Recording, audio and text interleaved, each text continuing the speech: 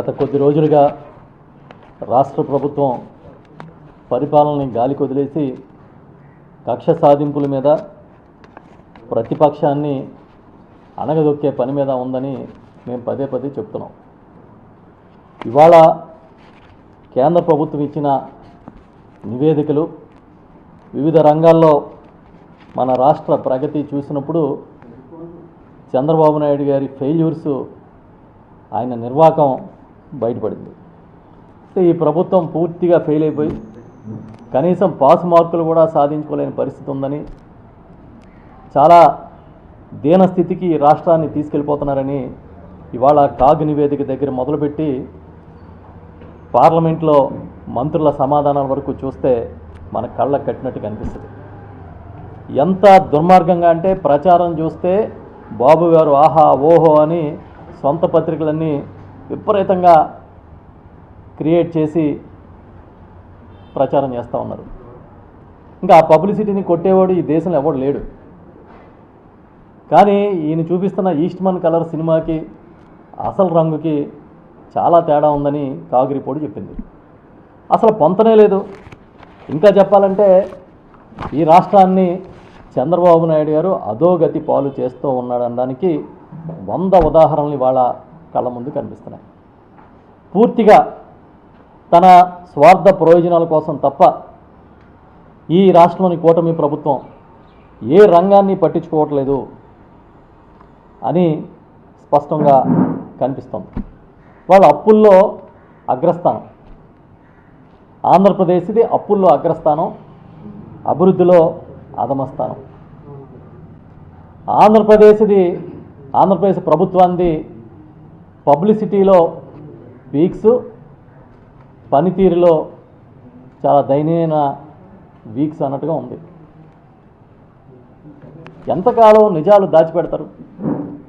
ఎంతకాలం మీరు అబద్ధ పెట్టుబడులు వస్తున్నాయని చెప్పారు, లక్షలాది ఉద్యోగాలు తెస్తున్నామని చెప్పారు. అసలు తండ్రి కొడుకు దేశం కాదు ప్రపంచం అంతా తిరుగుతున్నాం, మమ్మల్ని చూసి అందరూ కూడా పరిగెత్తుకొస్తున్నారు. ఇది కేంద్ర ప్రభుత్వం అధికారికంగా పార్లమెంట్లో ప్రకటించిన లెక్కలు. ఈ 24 లక్షల పైగా ఉద్యోగాలు ఇస్తామని చేసుకున్న 2 ఏళ్లలో ఆంధ్రప్రదేశ్కి వచ్చినవి కేవలం 10 ప్రాజెక్టులు మాత్రమే. ఈ 10 ప్రాజెక్టులు విలువ మొత్తం ఎంత అనేది క్లియర్గా లెక్కలు చెప్పింది కేంద్ర ప్రభుత్వం. మొత్తం ఈ 10 ప్రాజెక్టుల పెట్టుబడి 6,962 కోట్లు. 6,962 కోట్లు. వీటి ద్వారా భవిష్యత్తులో లభించే ఉద్యోగాలు 22,167.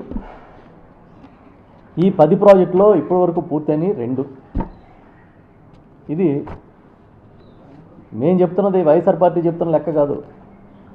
కేంద్ర ప్రభుత్వం సాక్షాత్తు పార్లమెంటుకి ఇచ్చిన నివేదిక. ఇది కూడా తప్పంటారా? ఈ నివేదికని మీరు ఖండిస్తున్నారా అని ఈ ప్రభుత్వాన్ని అడుగుతున్నాం. అసలు 23,24 లక్షల కోట్ల పెట్టుబడులు అని మీరు చెప్పిన అంకె ఎక్కడ? వాస్తవానికి వచ్చిన 6,962 కోట్ల పొంతనుందా దీనికి దానికి?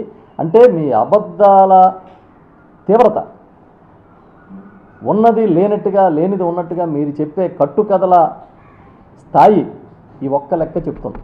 మీరు ఇన్ని జిఎస్టీ రాయితీలు, ఇతర రాయితీలు ఎందుకు ఇస్తున్నారంటే పెట్టుబడిదారులు పరిగెట్టుకొస్తున్నారు, ఆంధ్రప్రదేశ్ని అద్భుతం చేస్తామన్నారు. చివరికి 1 లక్షల కోట్లు పెట్టుబడి అంటారు, ఒకసారి 29 లక్షల కోట్లు పెట్టుబడులు అంటారు, 24 లక్షల ఉద్యోగాలు అంటున్నారు. నిరుద్యోగ భృతి ఏదంటే ఇచ్చేసామంటున్నారు. ఇన్ని అబద్ధాలా? సరే, ఈ రాష్ట్రంలో మీడియా మద్దతు ఉంది కాబట్టి, మీకు చాలా మీడియా సంస్థలు మీ చేతిలో పనిచేస్తున్నాయి కాబట్టి, మీకు మద్దతుగా ఉన్నాయి కాబట్టి బొంకుతారు. అదే ఇప్పుడు కేంద్ర ప్రభుత్వం చెప్పింది కదా, దీన్ని ఏమంటారని అడుగుతున్నాం.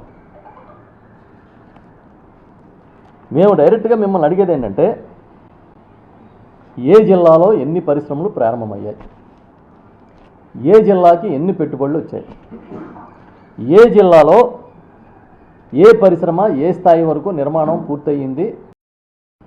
మిమ్మల్ని వదిలిపెట్టే ప్రసక్తి లేదు ప్రతిపక్ష పార్టీగా ఇవాళ మేము చెప్తున్నాం. ఇంకా అప్పుల విషయానికి వస్తే ఆ రోజు ఏం చెప్పారండి? చంద్రబాబు నాయుడు గారు ఈ జనాన్ని తాకట పెట్టి తెస్తున్నాడు ఆయన. ఇప్పటికీ 2 ఏళ్లలో చేసిన అప్పు ఎంత అంటే 2 ఏళ్ల బడ్జెట్ లోపల, బడ్జెట్ బయట, రాజధాని పేరుతో చేసిన అప్పులన్నీ కలిపి 59,157 కోట్లు. 3,59,157 కోట్లు అప్పు చేశారు. ఏది? అమరావతి అప్పు, బడ్జెట్ అప్పు, కార్పొరేషన్ పేరుతో తెచ్చిన అప్పు. ఎక్కడ దొరికితే అక్కడ అప్పుల అప్పారాలాగా పొద్దున్నే సంచి చేసుకుని తయారైపోయి ఎక్కడ దొరికితే అక్కడ తెచ్చేస్తున్నాడు. ఈ డబ్బంతా ఏం చేశారని అడుగుతున్నాం.